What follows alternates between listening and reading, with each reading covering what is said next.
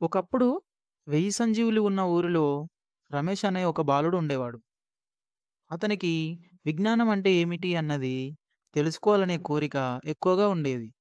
ఒకరోజు రమేష్ పక్కింటి పెద్దను అడిగాడు, నిజమైన విజ్ఞానం అంటే ఏమిటని. ఆ పెద్దాయన, విజ్ఞానం అనేది మనం గమనించి, ప్రశ్నలు వేసి, సమాధానం తెలుసుకోవడంలోనే ఉంది. అది పుస్తకాలకే పరిమితం కాదు అని చెప్పాడు. ఒకసారి రమేష్ తన అత్తయ్యతో వ్యవసాయ తోటకు వెళ్ళాడు. అక్కడ ప్రకృతిని, జంతువులను, మొక్కలను గమనించాడు.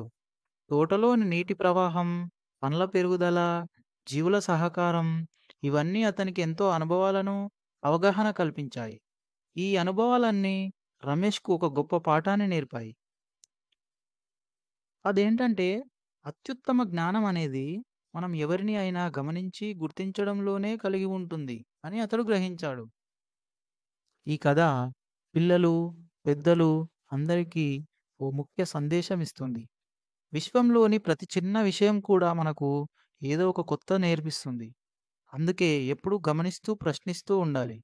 నిజమైన విజ్ఞానం గమనించి నేర్చుకోవడంలోనే ఉంటుంది. చిన్నదైనా, పెద్దదైనా ప్రతి అనుభవం మనకు ఏదో ఒకటి తెలియజేస్తూ ఉంటుంది.